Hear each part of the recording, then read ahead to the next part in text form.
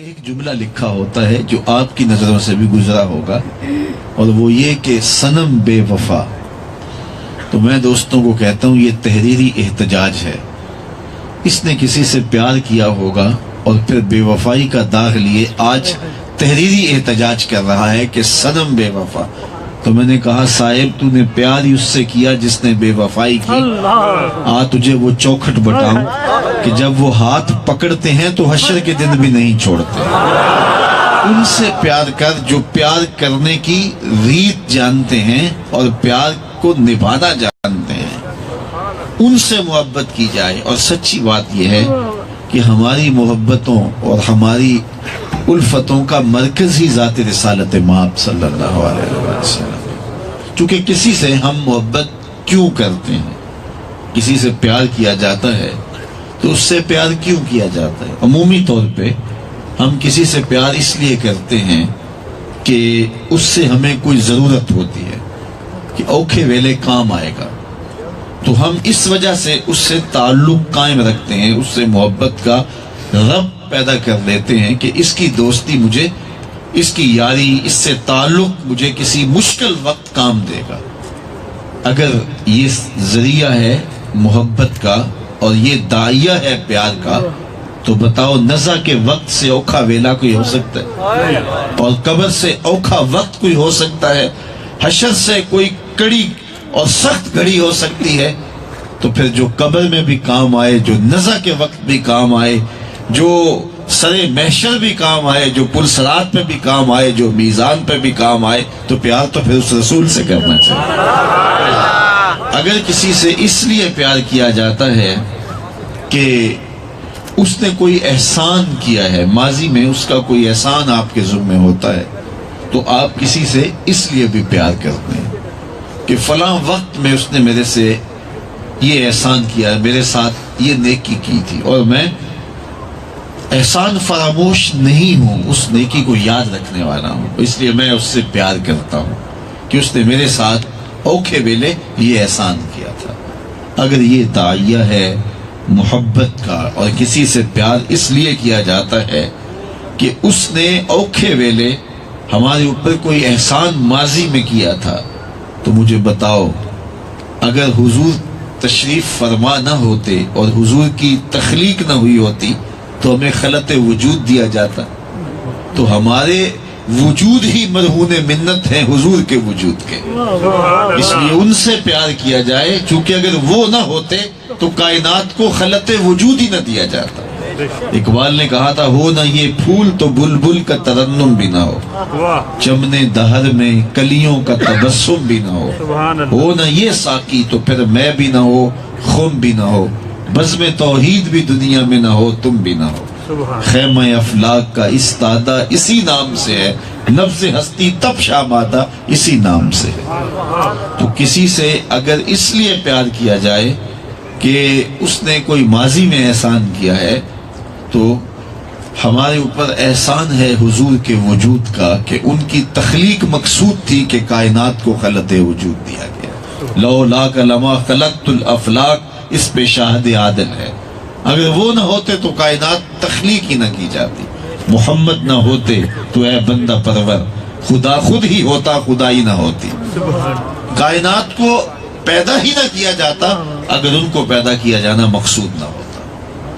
کسی سے پیار اس لیے بھی کیا جاتا ہے کہ وہ پیار کرتا ہے، تو جب وہ پیار کرتا ہے تو بدلے میں مجھے بھی اس سے پیار کرنا ہوگا. وہ محبت اتنی دیتا ہے، پیار اتنا کرتا ہے کہ میں مجبور ہوں اس سے پیار کرنے کو. تو مجھے بتاؤ اگر یہ داعیہ ہے کسی سے محبت کرنے کا کہ وہ پیار کرتا ہے، تو پھر میں مجبور ہوں پیار کرنے سے. غار سجدہ کے نوکیلے پتھروں پر پیشانی رکھ کے امت کے لیے کون رویا؟ اس امت کے لیے ہاتھ پھیلا پھیلا کے رب سے بخشش کی دعائیں کس نے مانگی؟ امت کے لیے یہ پیار، یہ درد کہ میرا مالک بھی کہتا ہے عزیز علیہ ما عنتم، تمہارا مشقت میں پڑنا اس نبی پہ گراں گزرتا ہے. جب تم بے چین ہوتے ہو تو نبی آزردہ ہو جاتے ہیں، ان کا دل دکھ جاتا ہے. مبتلائے درد ہو کوئی عزب روتی ہے آنکھ، کس قدر ہمدرد سارے جسم کی ہوتی ہے. اگر کسی سے اس لیے پیار کیا جاتا ہے کہ وہ پیار کرتا ہے تو اس دنیا پہ آتے ہی امت کو کس نے یاد کیا اور ساری زندگی اس امت کے لیے بخشش کی دعائیں کون مانگتا رہا. اور پھر اس دنیا سے گئے تو حضرت فضل بن عباس رضی اللہ تعالیٰ عنہ فرماتے ہیں کہ میں ان خوش نصیب لوگوں میں سے ہوں جنہوں نے حضور کو لحد میں اتارا تو میں نے کیا دیکھا کہ حضور کے لمحۂ نور ہل رہے تھے. مجھے شوق ہوا کہ میں دیکھوں اس وقت حضور کیا فرما رہے ہیں. تو میں نے اپنے کان حضور کے ہونٹوں کے قریب کیے تو اللہ کی بارگاہ میں یہ عرض چل رہی تھی، مالک میری امت کا معاملہ میرے ہاتھ میں ہے. تو اگر کسی سے اس لیے پیار کیا جائے کہ وہ پیار کرتا ہے تو جتنا پیار امت سے حضور نے کیا ہے کوئی کر ہی نہیں سکتا ہے. اچھا، کسی کے ساتھ اس لیے بھی محبت کی جاتی ہے کہ وہ صاحب فضل و کمال ہے. اہل علم سے، شعراء سے، ادباء سے، فلاسفہ سے، بڑے بڑے لوگوں سے لوگ اس لیے پیار کرتے ہیں کہ یہ صاحب کمال ہیں، صاحب شرف ہیں. ان کے علم کی وجہ سے، ان کے ہنر کی وجہ سے، ان کے کمال کی وجہ سے لوگ ان کو ہیرو مانتے ہیں، ان سے پیار کرتے ہیں. اگر یہ ذریعہ ہے کسی سے محبت کرنے کا تو پھر بلغ العلا بکمال. بتاؤ جن بلندیوں تک میرے حضور پہنچے ہیں کوئی وہاں تک کا تصور بھی کر سکتا ہے؟ اچھا، کسی سے محبت کا بہت بڑا داعیہ عمومی طور پہ یہ ہوتا ہے کہ وہ خوبصورت بہت ہے اور خوبصورتی کی طرف قلب کا میلان، قلب کا رجحان، یہ ایک انسانی فطری عمل ہے. اگر کسی سے اس لیے پیار کیا جاتا ہے کہ وہ خوبصورت بڑا ہے تو پھر کائنات میں میرے محبوب جیسا لکھاں آئے لوگ زمانے تھے محبوب خدا جیا کوئی نہیں. لکھاں سونے بن بن بیندے نے او دی خاکر پا جیا کوئی نہیں. وہ حسن دیا اللہ نے اپنے محبوب کو. مکھ چند بدر شاہ شانی ہے، متھے چمک دی لاٹ نورانی ہے، کالی زلف تے اکھ مستانی ہے، مخمور رکھی ہے نمد بھری.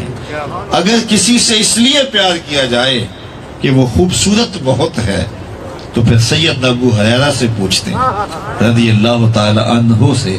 وہ فرماتے ہیں کل قمر لیلۃ البدر لم ارا قبلہ ولا بعدہ مثلہ. کیا پوچھتے ہو، 14ویں رات کا چمکتا ہوا چاند تھے میرے حضور. نہ حضور جیسا نہ پہلے دیکھا نہ بعد میں دیکھا.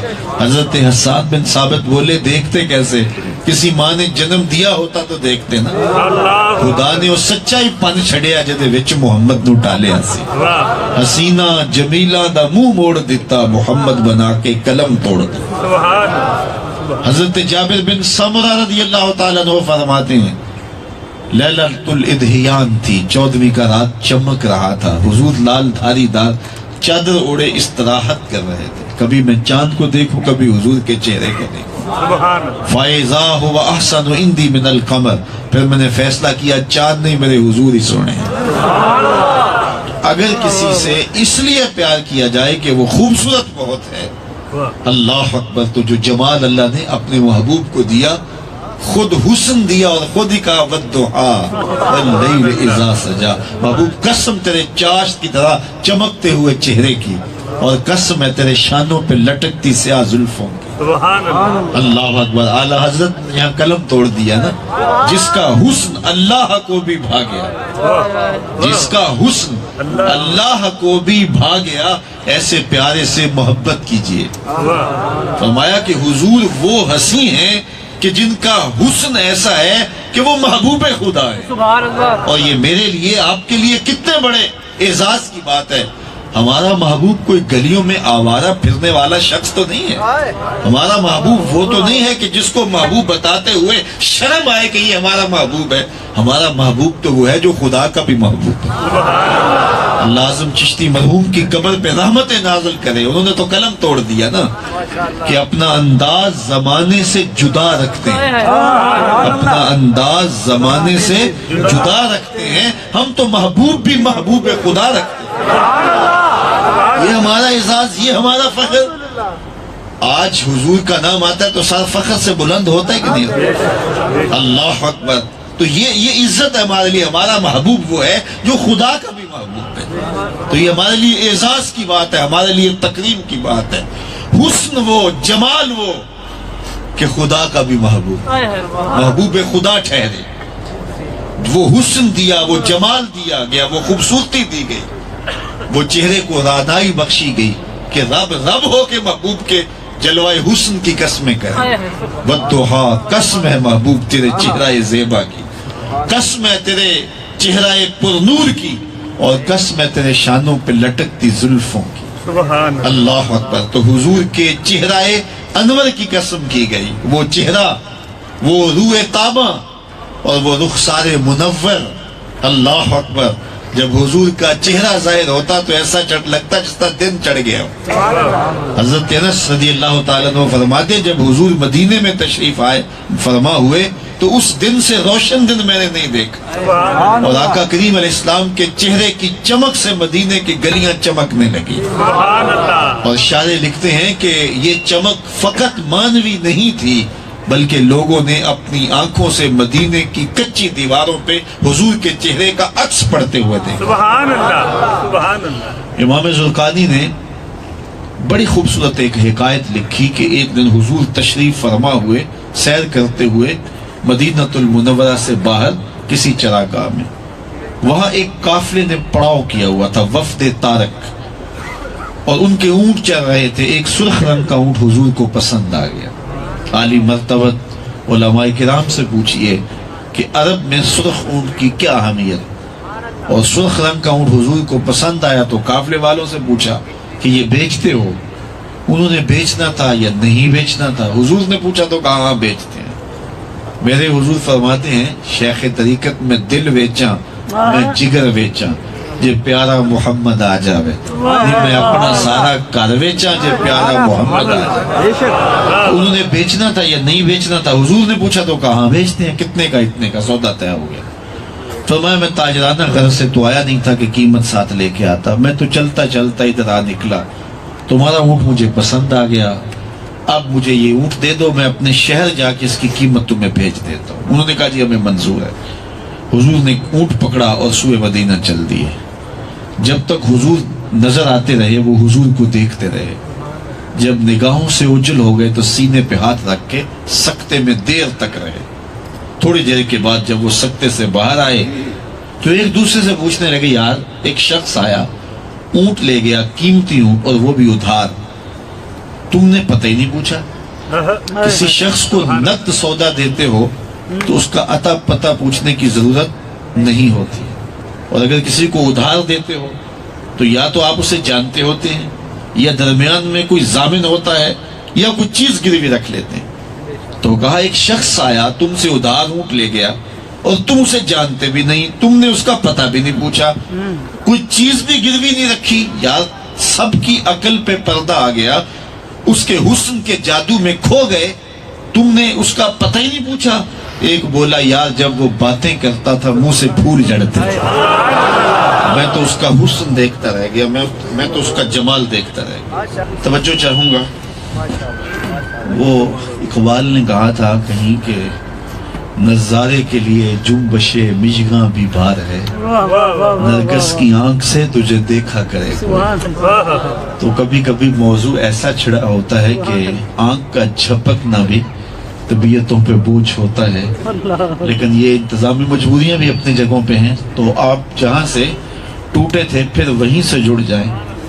تو حضور علیہ السلام نے اونٹ لیا اور سوئے مدینہ چل دیے. وہ آپس میں بات کرنے لگے یار ایک شخص آیا تم سے اونٹ لے گیا, تم نے پتہ ہی نہیں پوچھا, اونٹ بھی ادھار لے گیا اور اونٹ بھی اتنا قیمتی ہے تو تم نے اس کا پتہ ہی پوچھ لیا ہوتا, سب اس کے حسن میں کھو گئے. ایک بولا یار جب وہ باتیں کرتا تھا منہ سے پھول چڑھتے تھے, اذا تکلم رؤیا کالنور یخرج من بین ثنایا, جب وہ باتیں کرتا تھا منہ سے پھول جھڑتے تھے, میں تو وہ منظر دیکھتا رہ گیا. دوسرا بولا یار جب وہ مسکراتا تھا سامنے والے پہاڑوں پہ عکس پڑتا تھا. ایک بولا یار میں تو اس کی زلفوں کے پیچ و خم میں کھو گیا. ایک بولا میں تو اس کی آنکھیں دیکھتا رہ گیا, کیا خوب سجن دیاں اکھیاں نے, کیا خوب سجن دیاں اکھیاں نے, جی میں پر کے سرائیاں رکھیاں.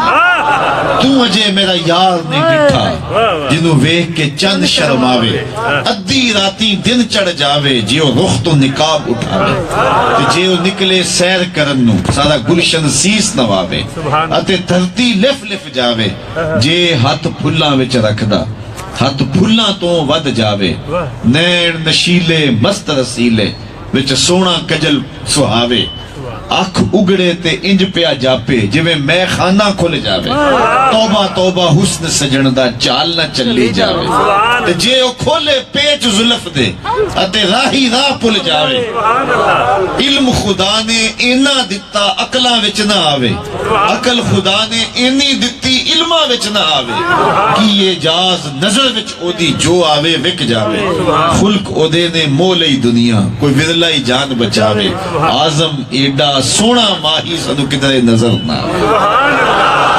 कहा तुम उसके हुस्न में खो गए और वो कीमती ऊंट हथिया के ले गया इमाम ज़ुरक़ानी लिखते जब उन्होंने ये बात कही ना कि ऊंट हथिया के ले गया तो अब तक खामोश बैठी काफले के सरदार की बीवी ने खेमे का पर्दा सरकाया और उनसे मुखातब होके कहा अना ज़ामिनतुन लिसामानि जमालिकुम ला यग़दिरु बिकुम खबरदार उसके खिलाफ कोई बात की तो अगर वो कीमत न देने आया तो कीमत मुझसे ले लेना मैं ज़ामिना हूँ अच्छा तुम उसे जानती हो कहा वल्लाह मैं भी नहीं जानती तो कहा फिर जमानत कैसे दे रही हो कहा जब तुम सौदा कर रहे थे मैंने खेमे की ओर से उसका चेहरा देखा और जिसका चेहरा इतना सोना हो वो झूठा हो ही नहीं सकता थोड़ी देर के बाद हुजूर के गुलाम तशरीफ ले आए और पूछते फिर रहे काफिले वाले कौन है जिनसे हमारे आका ने ऊँट खरीदा उन्होंने कहा जनाब हम हैं तो कहा कि ये खजूरें तुम्हारी ज़ियाफत के लिए भेजी और ये रही तुम्हारी कीमत उन्होंने कहा कीमत बाद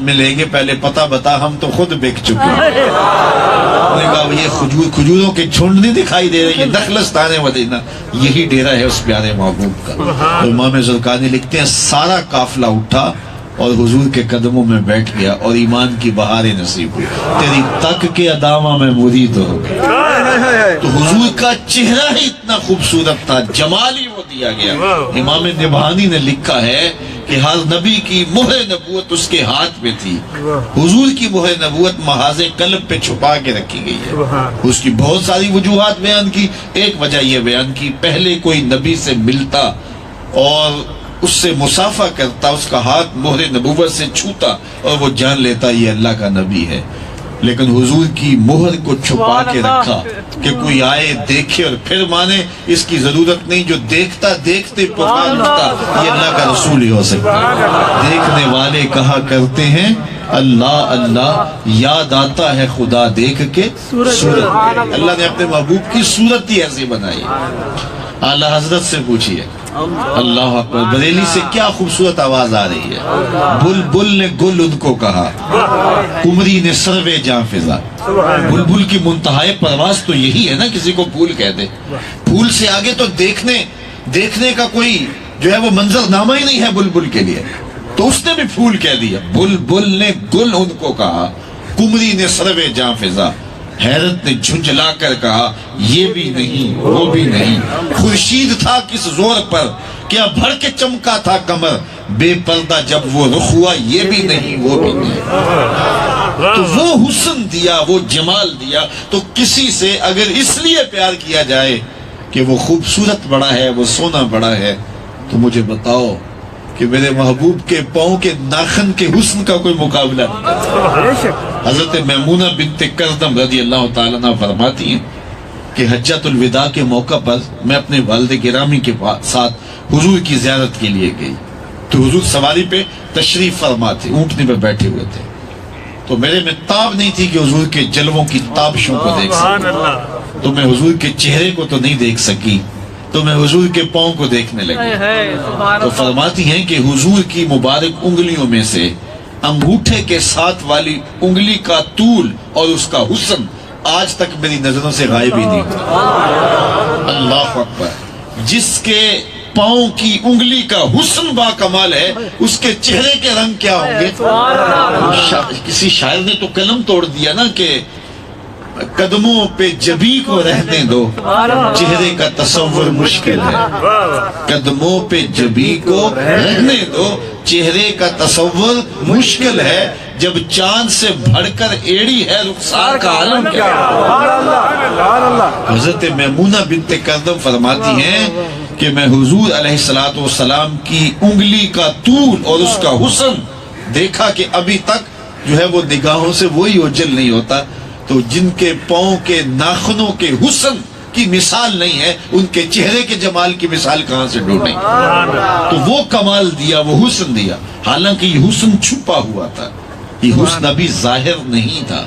شاہ ولی اللہ محدث دہلوی علیہ رحمہ فرماتے ہیں میرے والد شاہ عبد الرحیم محدث دہلوی نے خواب میں حضور کی زیارت کی، اور یہ بات ذہن میں رکھیں، جس نے خواب میں میرے حضور کو دیکھا اس نے میرے حضور کو ہی دیکھا۔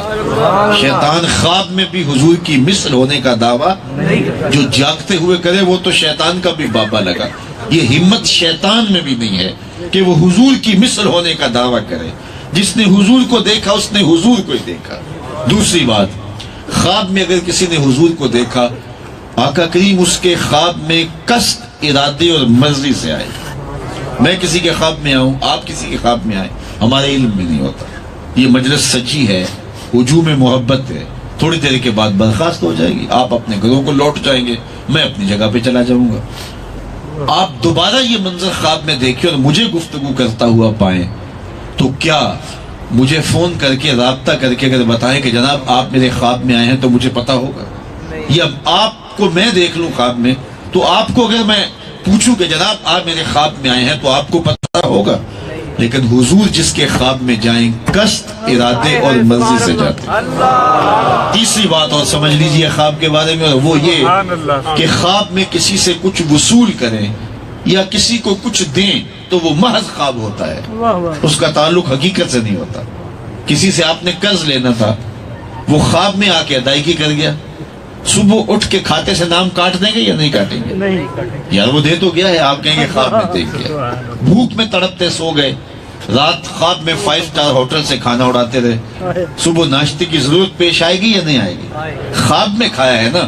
وہ کیا کسی نے کہا تھا 100 بار میرے ہاتھوں میں تیرا دامن آیا، جب آنکھ کھلی تو اپنا ہی گریباں تھا۔ کچھ نہیں ہوتا، خواب محض خواب ہوتا ہے۔ لیکن اگر میرے حضور خواب میں کسی کو کچھ عطا کریں تو یہ امام بوسیری سے پوچھو، رات خواب میں چادر ملتی ہے، صبح اٹھتے ہیں کندھوں پہ موجود ہوتی ہے۔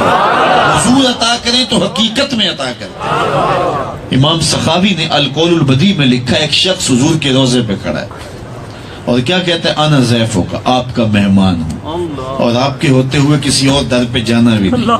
آقا جی میں تیرا ہو کے خیر منگا در دردہ، مریل کتا کیوں اخواما ایڈے بختہ وردہ۔ اور میرے امام بولے کون دیتا ہے دینے کو منہ چاہیے، دینے والا ہے سچا ہمارا، کوئی دیتا بھی تو نہیں نا۔ اور اگر چند ٹکڑے جھولی میں ڈال بھی دے تو ساری زندگی جتلاتا رہے گا۔ عارف عبد المتین نے تو قلم توڑ دیا نا، اور جتنے بھی سہارے ہیں سبق کرتے ہیں، عزت نفس بڑھاتا ہے سہارا تیرا، ہر آسرا کمزور کرتا ہے۔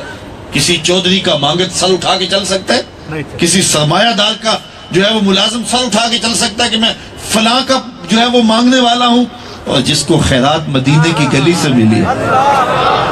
اسی لیے میرے امام نے مشورہ دیا، ٹھوکریں کھاتے پھرو ان کے در پہ پڑ رہو، قافلہ تو اے رضا اول گیا آخر گیا۔ اور وہ کھڑا ہی حضور کے روضے پہ اور کہتا کہ انا ضیفو کا، میں آپ کا مہمان ہوں اور آپ کے ہوتے ہوئے میں کسی اور در پہ جانا بھی نہیں، اور مجھے شدید بھوک ہے، مجھے کھانا چاہیے۔ یہ کہتے کہتے آنکھ لگ گئی۔ حضرت عمر رضی اللہ تعالیٰ عنہ اور سیدنا علی المرتضیٰ رضی اللہ تعالیٰ عنہ تشریف لائے، کہا ٹھہر حضور آ رہے ہیں۔ کہتا خواب میں آ کر تشریف فرما ہوئے، دائیں ہاتھ میں روٹی تھی مجھے عطا کرتے ہو، کہا یہ لے لے۔ کہتے میں نے خواب میں وصول کر لی، بھوک کی شدت اتنی تھی کہ خواب میں کھانا شروع کر دی۔ ابھی آدھی کھائی تھی کہ میری آنکھ کھل گئی، جب آنکھ کھلی تو دوسرا آدھا ٹکڑا میرے ہاتھ میں موجود تھا۔ حضور عطا کرتے ہیں تو حقیقت میں عطا کرتے ہیں۔ اور چوتھی بات بھی سن لیجیے، اور وہ یہ کہ جس نے خواب میں حضور کو دیکھا، میرے حضور فرماتے ہیں قریب جاگتے ہوئے دیکھے، من رآنی فی المنام فسیرانی فی الیقظہ۔ اور علماء کہتے ہیں ساری زندگی نہ دیکھ سکا، جب سانس ٹوٹ رہی ہوگی رخ محبوب سامنے ہوگا. اور مجھے بتاؤ اگر اس وقت حضور کا دیدار مل جائے تو اور کیا چاہیے. سوکھا نکلے سا ظہوری یہ ویخ لمحہ مکھ تیرا. سوکھا نکلے کتنی کمال کی شاعری ہے. یاد دیکھیے یہ اس کو کہتے ہیں سہل ممتنے کہ اگر لکھنے بیٹھو تو لکھا نہ جائے اور سنو تو لگتا ہے یہ تو ایسے ہی بول دیا ہے. اس کو سہل ممتنے کہتے ہیں اور یہ کمال کی صنف ہے سخن میں. سوکھا نکلے سا ظہوری جے ویخ لواں مکھ تیرا. تو کیا منظر ہو اگر اس وقت حضور کا دیدار مل جائے. تو جس نے حضور کو خواب میں دیکھا اس نے حضور کو دیکھا. شاہ ولی اللہ فرماتے ہیں میرے والد شاہ عبد الرحیم نے خواب میں حضور کی زیارت کی اور سوال کیا حضور آپ کا فرمان ہے انا املہ و اخی یوسف اسبا میرا حسن نمکین ہے اور میرے بھائی یوسف کا حسن میٹھا تھا. وہاں زنان مصر کی انگلیاں کٹ گئیں اور یہاں کوئی بظاہر ایسا واقعہ پیش نہیں آیا جبکہ حسن ملی زیادہ پرکشش ہوتا ہے. تو اس کا کیا سبب ہے. یہ ایک سوال کھڑا کیا, سوال حضور کی بارگاہ میں پیش کیا. تو آقا کریم نے جو جواب دیا وہ سنیے. شاہ ولی اللہ محدث دہلوی نے در سمین کے اندر اس واقعے کو لکھا ہے اور جواب بھی حضور کی جانب سے جو ان کے والد گرامی کو ملا وہ بھی درج کیا. آقا کریم نے فرمایا جمالی مستور ان آیون الناس غیرت من اللہ.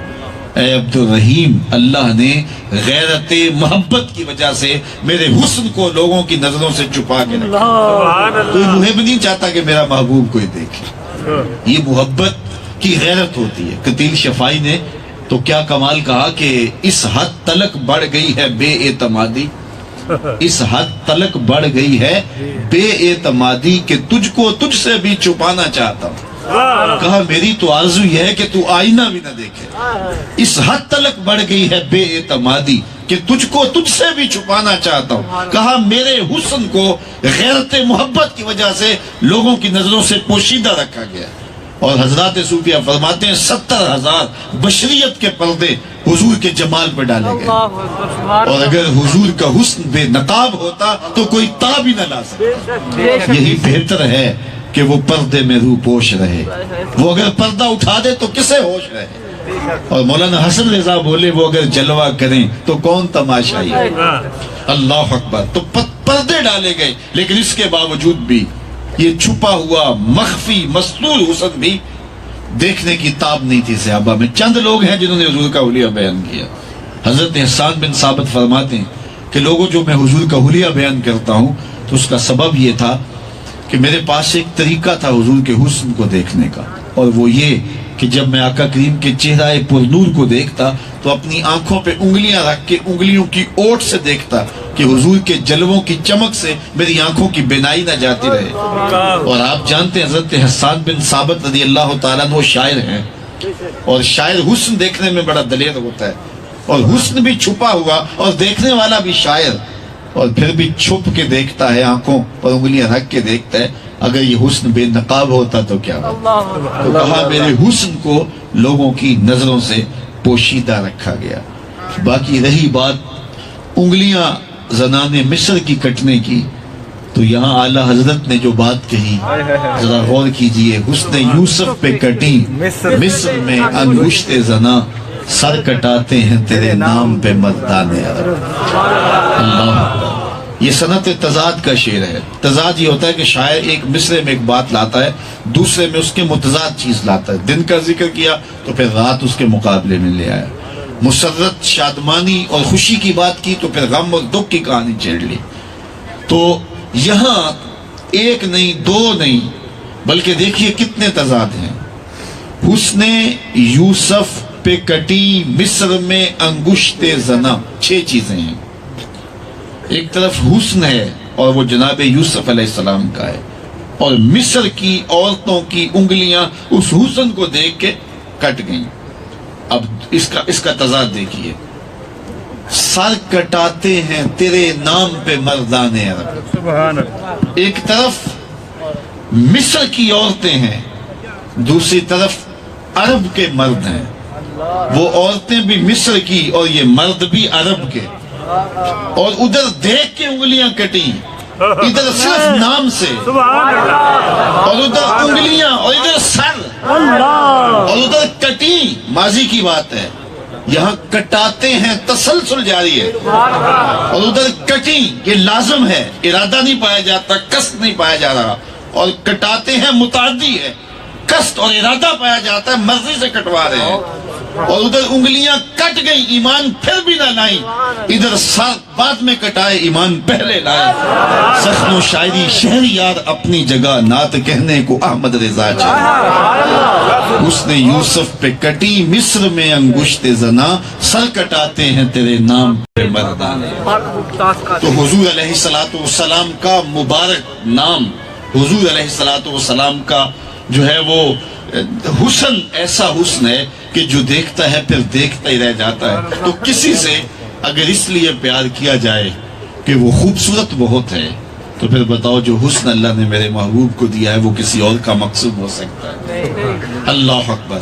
تو پھر عقلی اعتبار سے، کسی بھی اعتبار سے اگر دیکھا جائے تو پھر محبت حضور سے ہی کرنی چاہیے۔ اور پھر میں نے ابتداً عرض کیا کہ باقی محبتیں رسوا بھی کر دیتی ہیں، محبتیں نکمہ بھی کر دیتی ہیں، زندگیاں اجاڑ بھی دیتی ہیں، لیکن یہ ایسی لجپال محبت ہے جو فرش سے اٹھا کے آسمانوں تک لے جاتی ہے اور بلندیاں عطا کر دیتی ہے۔ دنیا کے اوپر کتنے لوگ آئے، آج ان کا دنیا نام بھی نہیں جانتی۔ آل ساسان نے 3150 سال ایران پہ حکومت کی ہے۔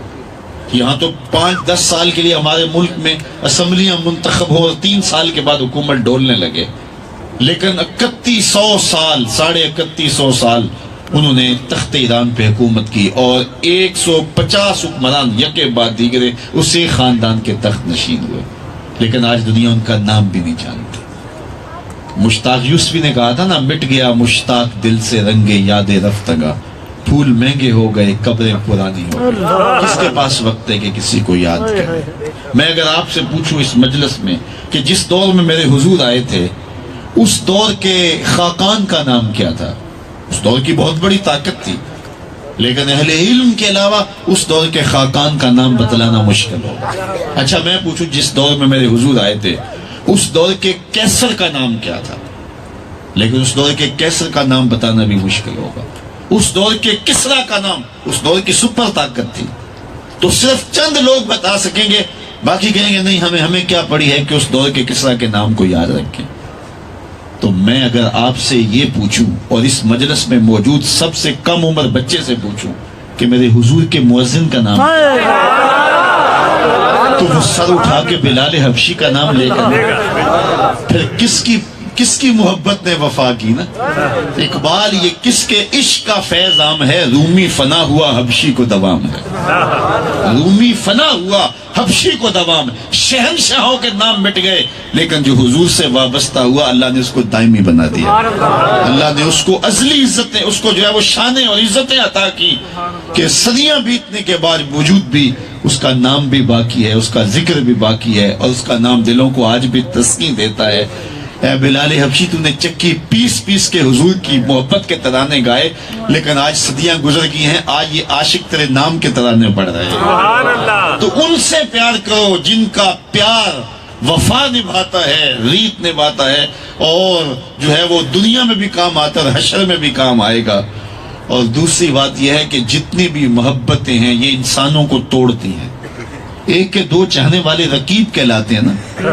یہ میرا محبوب ہے، تم نے کیوں دیکھا؟ لڑائی کی نوبت آ گئی، قتل و غارت تک نوبت جا پہنچتی ہے۔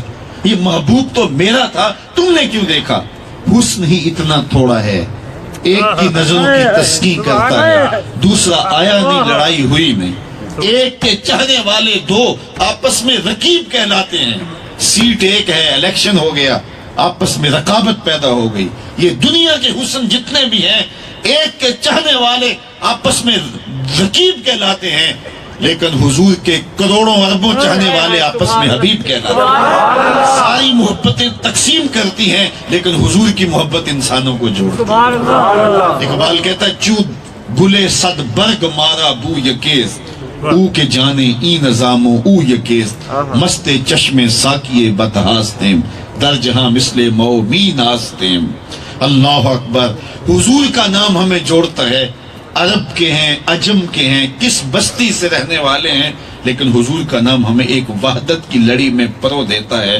ہزاروں قومیں وجود میں آئیں، دہر میں خشک و تر کے رشتے سے، ہم نے بنیاد دوستی رکھی یاد خیر البشر کے رشتے سے۔ تو یہ ایسا رشتہ ہے جو انسانوں کو جوڑتا ہے، اس لیے یہی تو ہم دہائی دیتے پھرتے ہیں کہ یہ 72 73 فرقے یہ حسد اور بغض نے پیدا کیے ہیں۔ استاد ابراہیم ذوق نے کہا تھا 72 فریق حسد کے عدد سے ہیں، اپنا یہ طریق کے باہر عدد سے ہیں۔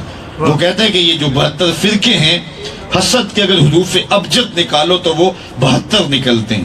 تو وہ کہ حسد کے نتیجے کے اندر فرقے بنے، تو فرقے تو حسد بناتا ہے، لیکن ہم تو یہی دعوت دیتے ہیں آؤ حضور کے نام پہ آؤ، پھر فرقہ بندی ختم ہوگی اور حضور کے نام پہ امت وحدہ بنے گی۔ اور اقبال کے سارے فلسفے کا رس نچوڑیں تو وہ بھی یہی کہتا نظر آتا ہے، قوت عشق سے ہر پست کو بالا کر دے، دہر میں اسم محمد سے اجالا کر دے۔ تو ان کے نام سے اجالا ہوگا، اور ان کے نام سے، ان کے ذکر سے، ان کی محبت سے امت وحدہ بنے گی۔ ہمارے ساتھ زیادتی یہ کی گئی اور امت کی تقسیم کا سبب بھی یہ ہوا کہ حضور علیہ السلام کی ذات کو وجہ نظر بنایا جانے لگا۔ جب ہم سے ہمارے آقا و مولا کی محبت چھینی گئی تو پھر اس کا نتیجہ یہ ہوا کہ پھر امت نہ رہی۔ تو آج بھی اگر حضور کے نام سے ہم جمع ہوں تو پھر دوبارہ امت انہی پاؤں پہ کھڑی ہو سکتی ہے۔ عہد ماں ماراز ماں بیگانہ کر، از جمال مصطفیٰ بیگانہ کر۔ اقبال کہتا ہے ہمارے دور نے ہمارے ساتھ جو زیادتی کی وہ یہ ہے کہ ہمیں حضور سے دور کرنا چاہا ہے۔ تو جب حضور سے دور کریں گے تو پھر ہمارے پلے کچھ بھی نہیں رہے گا، چونکہ دین تو نام ہی میرے حضور کا ہے۔ بمصطفیٰ برساں خیشرا کہ دین ہماؤز۔ اقبال کہتا اپنے آپ کو کھینچ کے حضور کے قدموں میں لے آؤ، سارا دین اسی کا نام ہے۔ اگر بہو نہ رسیدی تمام بولا حدیث، اگر تم کے قدموں تک نہیں پہنچا تو کلمہ پڑھ کے بھی ابو لہب ہے۔ اس لیے اگر تم نے زندگی کی حقیقی رمق دیکھنی ہے اور ایمان کی حرارت دیکھنی ہے اور دین کی اصل صورت دیکھنی ہے تو پھر حضور کے قدموں میں آنا پڑے گا۔ آپ اگر مجھے پوچھیں کہ دین کیا ہے، 1 یا 3 گھنٹے کی تقریر کی جائے کہ دین یہ ہے۔ اب وقت سمٹ رہا ہے، رات ڈھل رہی ہے اور آپ نے اپنے گھروں کو بھی لوٹنا ہے، تو مجھے 2 لفظوں میں پوچھنا چاہے کہ جناب بتائیے دین کسے کہتے ہیں؟ 72 73 فرقے بن گئے، ہم جائیں تو کدھر جائیں؟ تو دین کسے کہتے ہیں؟ تو آئیے اقبال سے پوچھتے ہیں، وہ 2 لفظوں میں دین کی تشریح کرتے ہیں۔ دین سراپا سوختن اندر طلب، انتہائش عشق آغازش ادب۔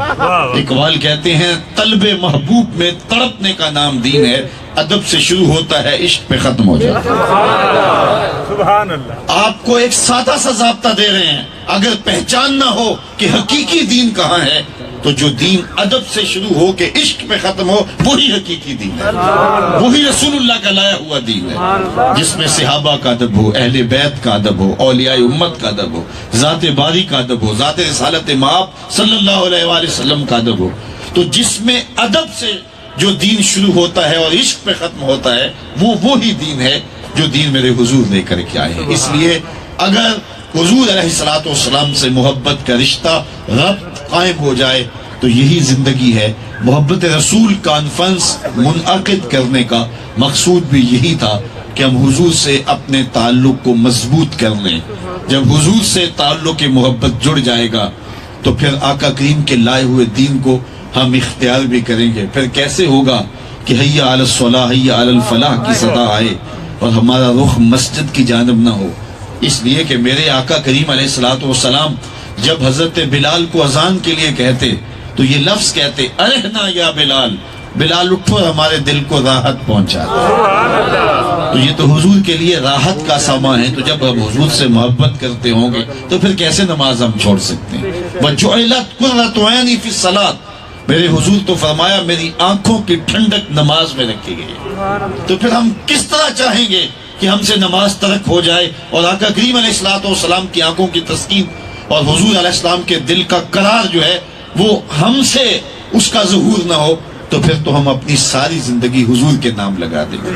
اس لیے محبت رسول کے تقاضے بھی پھر نصیب ہوں گے جب محبت رسول سینے میں جا گزی ہوگی۔ تو کتنی زندگی ہم گزار چکے، جو بقیہ زندگی کے ایام اللہ نے ہمیں دیے ہیں. آؤ آج کی اس کانفرنس میں عہد کریں کہ زندگی کا ایک ایک لمحہ حضور کے نام لگا دیں گے. ہم جئیں گے تو حضور کے لیے، مریں گے تو حضور کے لیے. اقبال کے سارے کلام کا رس نچوڑیں تو خلاصہ یہ نکلتا ہے کہ محمد سے وفا تو نے تو ہم تیرے ہیں. یہ جہاں چیز ہے کیا، لوح و قلم تیرے. اقبال کہتے حضور سے وفا کر لو، پھر قلم بھی تمہیں دے دیں گے، تختی بھی تمہیں دے دیں گے. پھر جو لکھنا ہوا خود ہی لکھ لینا. پھر تیری تقدیر کے فیصلے کہیں اور نہیں ہوں گے، بلکہ خدا بندے سے خود پوچھے گا بتا تیری رضا کیا ہے. لیکن یہ شرط ہے کہ تیرا رشتہ رسول کریم صلی اللہ علیہ وآلہ وسلم سے مستحکم اور مضبوط ہونا چاہیے. ان کی ادائیں اختیار کرو. تقاضا ہے محبت کا. بندہ جس سے محبت کرتا ہے اس کی ادائیں پسند کرتا ہے، اس کی چاہتوں کے سانچے میں ڈھل جاتا ہے. وہ کوئی حکم دے تو اس کو مان لینا یہ تو بات ہی نہیں ہے، بلکہ وہ محبوب کی چاہت اور محبوب کی پسند اور ناپسند کا بھی خیال رکھتا ہے. مدینہ المنورہ کی گلی سے حضور گزر رہے ہیں. ایک محل نما مکان بن رہا تھا. حضور نے دیکھا اور پوچھا یہ کس کا ہے؟ کہا گیا فلاں انصاری صحابی کا. حضور نے دیکھا اور کہا کچھ نہیں ہے، گزر گئے. کسی نے اس کو بتایا کہ حضور گزرے تھے، تیرے مکان کو دیکھا تھا، چہرے پہ پسندیدگی کے آثار دکھائی نہیں دیے. اس نے کدال پکڑا اور اس مکان کو زمین کے برابر کر دیا. 2-4 دن کے بغیر بعد اللہ کے محبوب پھر دوبارہ وہاں سے گزرے تو دیکھا وہاں ملبے کا ڈھیر پڑا ہوا ہے. حضور نے فرمایا یہ جس کا مکان تھا اس کو بلاؤ. بلایا گیا. کہا میں گزرا تھا، تیرا مکان دیکھا تھا، آج ملبے کا ڈھیر ہے. عرض کی حضور میں نے گرا دیا ہے. فرمایا کیوں؟ عرض کی سنا تھا آپ کو پسند نہیں. سنا تھا آپ کو پسند نہیں. ہمارا کیا کیا حضور کو پسند ہے. سر سے لے کر پاؤں تک اپنے وجود کا جائزہ لیں. اپنی شادی بیاہ سے لے کر کے عقیقے ولیمے تک اور اپنی نجی زندگی سے لے کے سیاسی طرز عمل تک ہم غور کریں ہمارا کیا کیا حضور کو پسند نہیں ہے. محمد دی زیارت محمد دے رنگ وچ. اقبال نے کہا نا چوں بنام مصطفیٰ خانم درود، از خجالت آب می گردد وجود، عشق می گوید کہ محکوم غیر، سینہ تو از بتا مانند دیر، تا نداری از محمد رنگ و بو، از زبان خود میالہ نام ہو. جب تک تو ان کے محبت کے سانچے میں ڈال نہیں جاتا تو پھر کس منہ سے ان کا نام لیتا ہے. اور اس کا ترجمہ میرے شیخ نے سادہ لفظوں میں کیا، یاری لا تو پاک نبی سنگ، اے پر پوری یاری، پھر درود قبول ہے تیرا لکھ نہ لو ایک بار. اگر ان سے تعلق جڑ گیا، میرے استاد فرمایا کرتے تھے یہ نہ ہو کہ لوگ تمہیں پوچھیں کہ تم کون ہوتے ہو پر تم پاسپورٹ پیش کرو یہ دیکھو مذہب کے خانے میں اسلام لکھا ہے. آپ فرمایا کرتے تھے صاحب کسی کو پوچھنا نہ پڑے، تمہیں بتانا نہ پڑے، تمہاری وضاحت، شکل و صورت، طرز زندگی ایسی ہو، تم دور سے آ رہے ہو لوگ پہچان کے کہیں وہ دیکھو آقا کا غلام آ رہا ہے. تو اپنا انداز ایسا بناؤ کہ دور سے حضور کے غلام پہچانے جاؤ. نور آنکھوں میں تو چہروں پہ اجالے ہوں گے، مصطفیٰ والوں کے انداز نرالے. تمہارا طرز زندگی بتائے تم حضور کے غلام ہو. پاسپورٹ پیش کرتے پھریں یہ دیکھو مذہب کے خانے میں اسلام لکھا ہے. کیا ہم مذہب کے خانے میں دیکھیں تمہارے چہرے کے خانے پہ اسلام کہاں لکھا ہے، تمہاری پیشانی پہ اسلام کہاں لکھا ہے، تمہارے لباس پہ اسلام کہاں لکھا ہے. ہم تمہارا پاسپورٹ نہیں دیکھنا چاہتے، ہم تمہارا وجود دیکھنا چاہتے ہیں کہ تمہارے وجود پہ اسلام کہاں لکھا ہے. اگر تمہاری آنکھوں میں اسلام لکھا ہے، تمہاری آنکھوں میں جو ہے وہ اسلام کا نور اور حیا کی بجلیاں ہیں، تمہارے کانوں میں اسلام لکھا ہے، تمہارے ہاتھوں پہ اسلام لکھا ہے، تمہارے چہرے پہ اسلام لکھا ہے، تو پھر بس یہی تمہارے اسلام کی دلیل ہے. تمہیں بتانا نہ پڑے کہ ہم مسلمان ہو، لوگ دیکھ کے کہیں محمد عربی کا غلام. سبحان اللہ. تو آئیے اپنی زندگی کو ان کی محبتوں کے سانچوں میں ڈال لیں. بہت وقت گزار چکے، پتہ نہیں زندگی کی کتنی سانسیں باقی ہیں. ایک ایک لمحہ ہم موت کے قریب ہو رہے ہیں. نہ جانے اٹھنے والا اگلا قدم ہمارا کہاں ہوگا. کل کے پچھتاوے سے بہتر ہے کہ آج کا پچھتاوا ہماری زندگی بدل دے. کل کا پچھتاوا سوائے حسرت بڑھانے کے اور کچھ نہیں ہوگا. قرآن بتاتا ہے نامہ اعمال دیکھیں تو کہیں گے ما لہذا الکتاب لا یغادر صغیرۃ ولا کبیرۃ الا احصاها. ہاں اس کتاب کو کیا ہو گیا، اس نے چھوٹی بڑی کوئی بات نہیں چھوڑی. پھر ڈاڈا پچھتاوا. ظالم تو ہاتھ بھی کاٹیں گے لیکن کیا فائدہ پھر ہاتھ کاٹنے کا. آج کا پچھتاوا زندگی پلٹ ہو سکتا ہے. وقت پر کافی ہے ایک قطرہ بھی آب خوش ہنگام کا. جل گیا جب کھیت برسا می تو پھر کس کام کا. وہ ایک مجذوب ٹائپ فقیر تھا, بازار میں کھڑا رو رہا تھا. کسی نے گزرتے روک کے کہا, بابا کسی نے تنگ کیا ہے, کیوں رو رہے ہو؟ اس نے کہا کسی نے تنگ نہیں کیا, مجھے ان کے رویے نے رلا دیے. کہا کیا ہوا؟ کہا گزرتے گزرتے ان کو دنیا میں کھوئے ہوئے دیکھا تو میرے دل میں رحم جاگا, تو میں نے چاہا ان کی اور رب کی صلح کروا دوں. تو کہا پھر کیا ہوا؟ کہا وہ تو مانتا ہے, یہ نہیں مانتا. وہ کہتا ہے ان کو لے آ میری دہلیز پہ, ایک آنسو سے سارے گناہ معاف کر, بلکہ پچھلے گناہوں کو بدل کے نیکیوں میں تبدیل کر. ان کو کہا ہے کہ رحمت کا در کھلا ہے, آجو اس کی دہلیز میں. آنا تو تم نے ہے ہی, پھر جو کفن میں منہ چھپا چھپا کے آتے پھرو گے. اچھا نہیں ہے کہ کھلے منہ آجو, پھر جو لوگ تمہیں کندھوں پہ اٹھا کے لائیں گے, اچھا نہیں اپنے قدموں سے چل کے آئے. لیکن یہ میرے آگے سے مذاق اڑاتے ہیں, مجھے ان کے رویے پہ رونا آیا. اگلے دن وہی شخص گزرا قبرستان کے قریب سے, تو دیکھا وہ فقیر قبرستان میں کھڑا رو رہا ہے. تو کہا بابا قبرستانوں میں بھی روتا ہے, بازاروں میں بھی روتا ہے, آج کیا مسئلہ ہے؟ کہا مسئلہ کل والے ہے. کہا کیا ہوا؟ کہا ان سے مایوس ہوا تو آج ادھر نکل آیا, اور میرا پروگرام یہ بنا کہ ان قبرستان والوں کے رب کی صلح کروا دے. تو کہا آج کیا بنا؟ کہا آج یہ مانتے ہیں وہ نہیں مانتے. تو کل وہ مانتے نہیں تھے وہ مان رہا تھا, آج یہ مانتے ہیں وہ نہیں مان رہا. صاحبو ابھی اس کی رحمتیں آوازیں دے رہی ہیں, یا ایھا الانسان ما غرک بربک الکریم. او بھاگے ہوئے انسان آجا پلٹ کے, تیرا رب بڑا ہی کریم ہے. مجھے بتاؤ مجرم کو یوں بھی کوئی پکارتا ہے؟ یوں بھی آوازیں دی جاتی ہے, اس کی رحمتیں آوازیں دے رہی ہیں, او بھاگنے والوں آجو پلٹ کے, تمہارا رب بڑا ہی کریم ہے. اللہ اکبر. دیکھو رب ہے اور رب کے ساتھ کا کی ضمیر ہے, کاف ضمیر لگائی گئی, یعنی تمہارا رب ہے. اور پھر آگے کریم کی صفت سے موصوف کیا گیا لفظ رب کہ تمہارا رب اور کریم رب.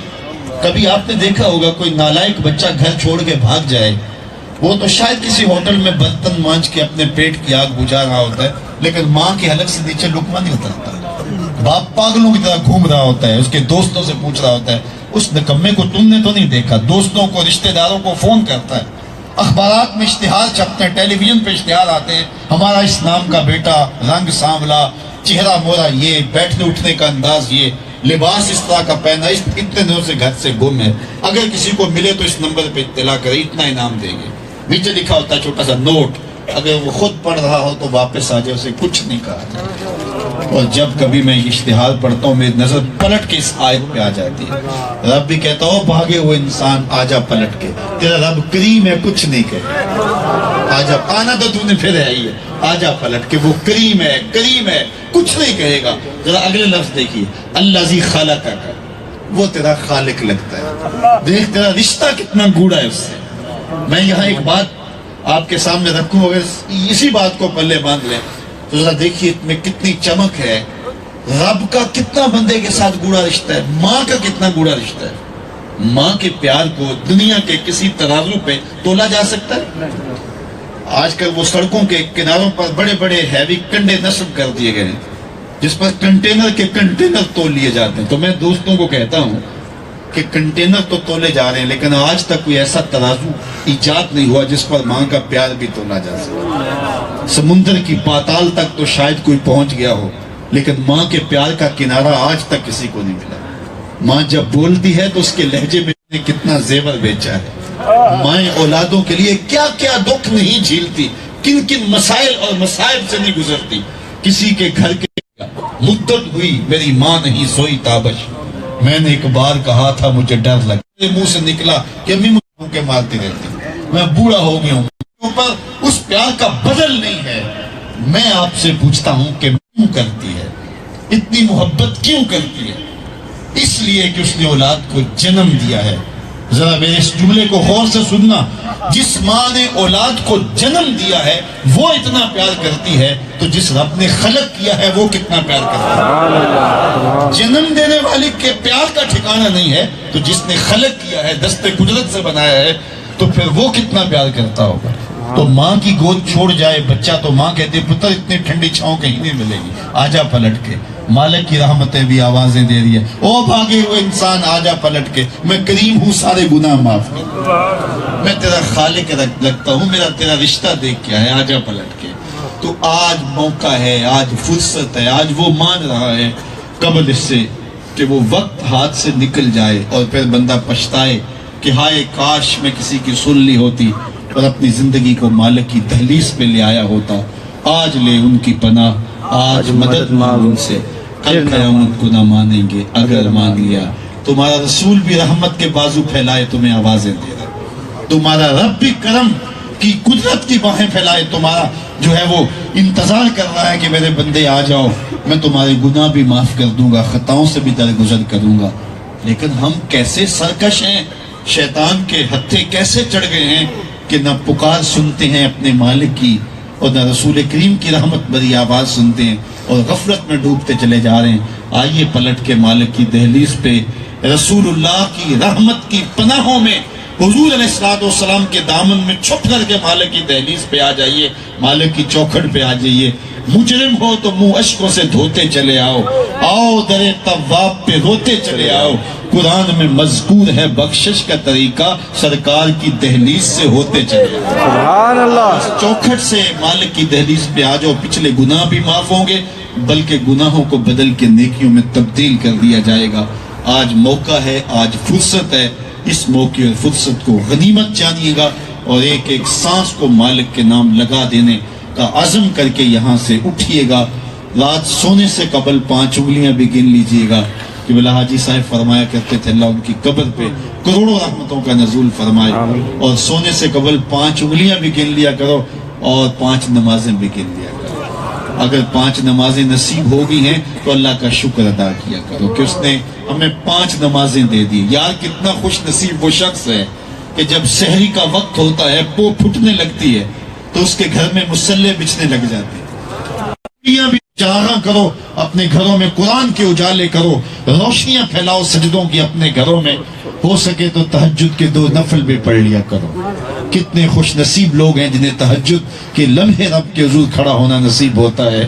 ایک روایت میں آتا ہے جب سحری کا وقت ہوتا ہے، بیوی اٹھتی ہے، اپنے شوہر اٹھتا ہے، اپنی بیوی کو جھنجھوڑتا ہے، اللہ کی بندی اٹھ 2 نوافل پڑھ لیں، لیکن نیند کی ماری ہوئی تھکی سارے دن کی خاتون نہیں اٹھ پاتی۔ خیر یہ وضو کر کے آتا تو واپسی پر چلو میں تھوڑا سا پانی لے آتا ہے اور اپنی بیوی کے اوپر چھڑک دیتا ہے اور مصلی بچھا کے نماز پڑھنے لگ جاتا ہے۔ وہ بھی اٹھتی ہے، اپنے شوہر کو نماز پڑھتے دیکھتی ہے تو جلدی سے جاتی ہے، وضو کرتی ہے اور شوہر کے قریب ہی مصلی بچھا کے وہ بھی سجدہ ریز ہو جاتی ہے، اللہ کے حضور نماز ادا کرنے لگ جاتی ہے۔ ایک جانب بیوی نماز پڑھ رہی ہے، ایک جانب شوہر نماز پڑھ رہا ہے۔ سحری کے لمحے ہیں، رات کا پچھلا پہر ہے، کوئی دیکھنے والا نہیں۔ حدیث شریف میں آتا ہے ان دونوں کو دیکھ کے اللہ اپنی شان کے مطابق مسکرا رہا ہو کہ میری بندی اور میرے دہلیز کا نوکر میرا بندہ کس طرح میرے حضور سجدہ ریز ہے۔ اور اگر ان کو پتہ چل جائے کہ سجدے میں کتنی رحمتیں اتر رہی ہیں، یہ سجدے سے سر بھی نہ اٹھائیں۔ اتنی کرم نوازیاں ہیں سجدہ کرنے والوں کو، قیام کرنے والوں کو، رکوع و سجود کرنے والوں کو۔ آؤ اپنی زندگی میں 5 گانا نماز شعار بنا لیجئے گا۔ آج کی اس مجلس میں اگر بدبختی سے کوئی شخص ایسا موجود ہے جس نے عشاء کی نماز نہیں پڑھی تو میں دعوت فکر دینا چاہوں گا کہ گھر لوٹتے ابھی عشاء کا وقت موجود ہے، گھر لوٹ کے سونے سے قبل نماز عشاء، یہ نہ کہے کہ ہفتے سے نماز شروع کروں گا، کئی کہتے ہیں میں اگلے ماہ سے نماز شروع کروں گا، یہ شیطان کی چال ہوتی ہے۔ بعض لوگوں کا نا آؤ جناب مسجد میں آؤ، وہ کہتے ہیں جناب میرے 5-6 سال رہ گیا، ریٹائرمنٹ لوں گا، پھر حج کروں گا، پھر میں ہوں گا اور مسجد ہوگی۔ یہ وہ ٹائم ٹیبل دے رہا ہے جس کے ہاتھ میں ایک سانس بھی نہیں ہے۔ تو آج سے یہی سے اٹھو اور اٹھ کے جا کے نماز عشاء ادا کرو اور فجر سے جماعت کے ساتھ نماز شعار بنا لو، زندگی میں کبھی نماز چھوٹنے نہ پائے۔ 5 گانا سجدوں کو زندگی میں لازم کر لو اور اٹھتے بیٹھتے درود پڑھتے رہو۔